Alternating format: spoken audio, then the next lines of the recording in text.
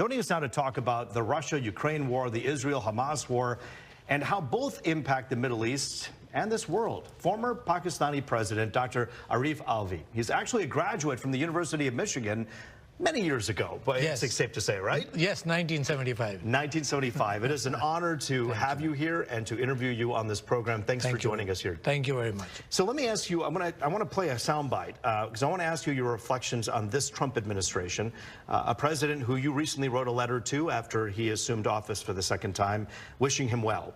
This is President Trump from 1986 talking to David Letterman about his thoughts on the world. See how they compare to what he's doing today. Take a listen. It's a shame what's happening. Japan, Saudi Arabia, Kuwait, everybody's taking advantage of the United States. People know that if certain people are running a country, that it won't happen. I mean, when you look at Japan not paying for the defense, we're defending Japan. We're losing billions and billions of dollars. We're fighting for AIDS help and for farmers and for this and that. And it's a shame. And the Japanese folks, who I respect greatly, but they're not treating us fairly. They're really not treating us fairly. Kuwait, Saudi Arabia, they're not paying us anything for the services we're rendering, and I think it's a disgrace. And I think people look at certain people, and maybe me, if I were in a position, this country, believe me, would not be ripped off like it is. And it is just being ripped off so badly by our so-called allies. And so many years later, President Trump now has the power of his words that he had in that interview, and he says, America first.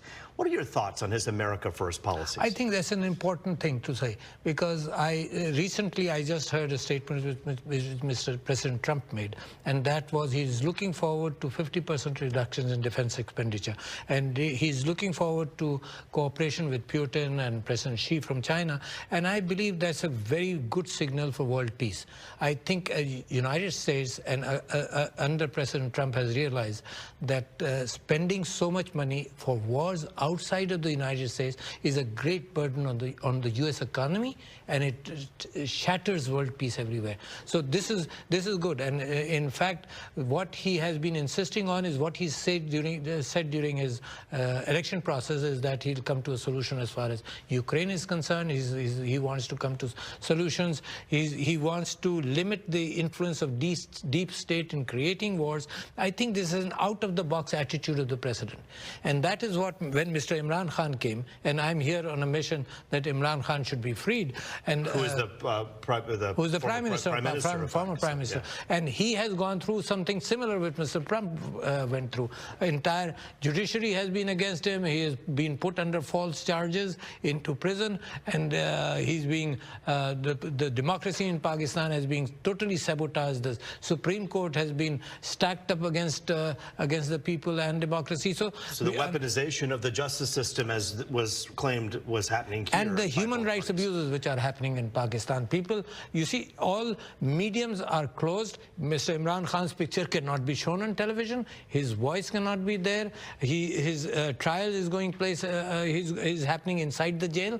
And at the same time, all social media is closed. Twitter is closed. People of Pakistan don't know how to be able to communicate. So, and if they come out for a peaceful protest, many people, probably dozens, were killed on November 26th. Doctor, I want to ask you a question. Why is it important, do you think, for Pakistan to restore its democracy, for the world and for America? Why is it important that when one country does well under a democracy, how does it trickle away into other countries? I think, number one, Pakistan was founded on democratic principles.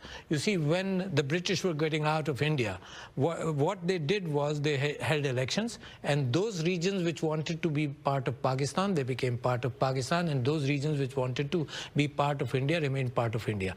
So Pakistan was founded on the principles of democracy. And Jinnah was the founder of Pakistan. He was a lawyer, very balanced, very mature personality, and he created this situation.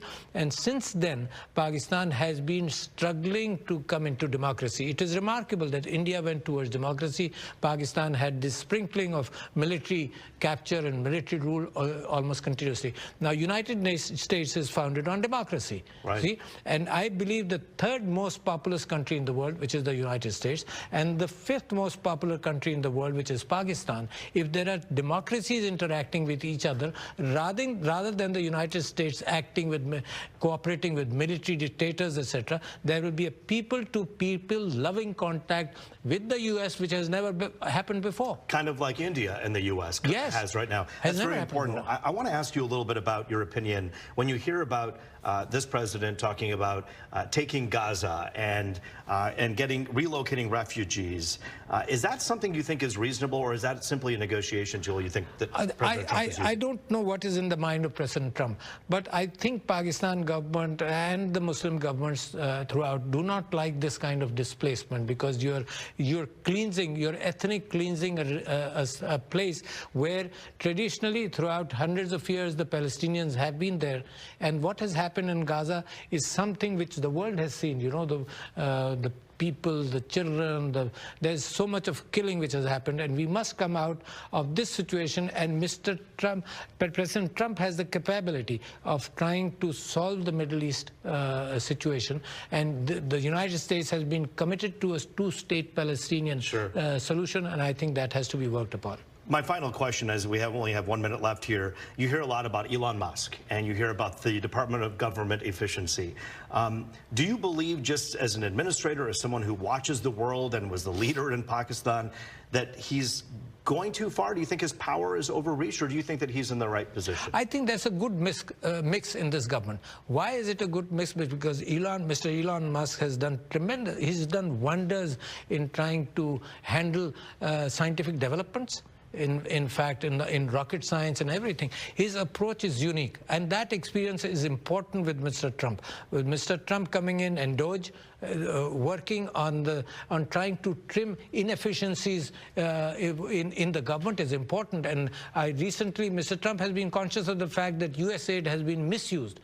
And probably $17 million, or that figure, went into Pakistan Election Commission, which created the worst rigged elections in the history of Pakistan. So you're saying the USAID money went to an election? Helped in rigging of an election, the worst election in Pakistan. Mr. Imran Khan is 91% has 91% popularity in Pakistan, and I believe any change, and we believe in democratic change. We are here for looking for human rights, because they're being trampled. The people are put under violence, and it's tremendous change.